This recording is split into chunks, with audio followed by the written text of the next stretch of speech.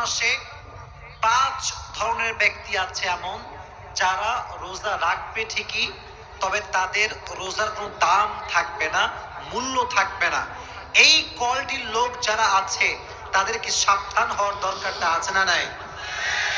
1 number, ওই ব্যক্তির রোজার দাম আল্লাহর কাছে 2 পয়সাও নাই যে ব্যক্তি রোজা রাখে জবানের হেফাজত করে না। অনেক লোক দেখবেন রোজা রেখে চায়ের দোকানে বসে বসে বদনাম করে, অমুকের ছেলে কি করেছে, অমুকের মেয়ে কি করেছে, চায়ের দোকানে বসে বসে গীবত শুরু করে দেয়। চাচা সাহেব, অমুকের মেয়ে খারাপ, অমুকের ছেলে খারাপ, আপনার কি খারাপ? কথা বলেন যুবক ভাইয়েরা।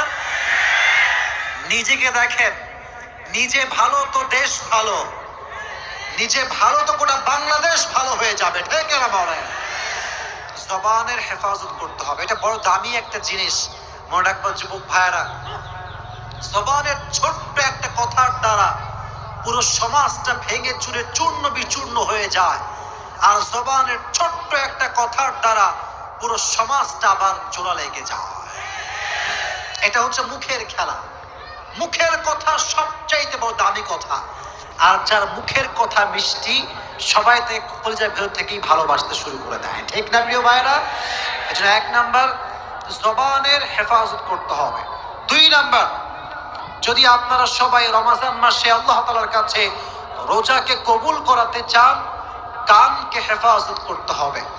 অনেক যুবক আছে দেখবেন রমজান মাস আসে ঠিকই, কিন্তু কানে হেডফোন লাগিয়ে গান শুরু করে দেয়। রাত 2টা 3টা পর্যন্ত হিন্দি গান, বাংলা গান শোনে। তুমি যেই গান দিয়ে হারাম কাজ করছো, যে কান দিয়ে হারাম গান শুনছো, মাথায় রেখো, রোজা রেখে যে ব্যক্তি হারাম গান শোনে তার রোজার কোনো মূল্য আল্লাহর কাছে নয়। অনেক মেয়েরাও আজকাল গান শোনে, বেশি বেশি তারা হিন্দি গান শোনে। অনেক মেয়ের এরকম আছে না নাই?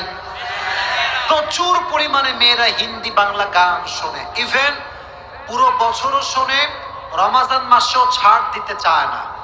মনে রাখবেন, গান যে শোনে, এই গান আল গিনা ওয়া ইউমবিতুন নিফাক ফিল কলব, গানটা মানুষের অন্তরে নেফাক তৈরি করে।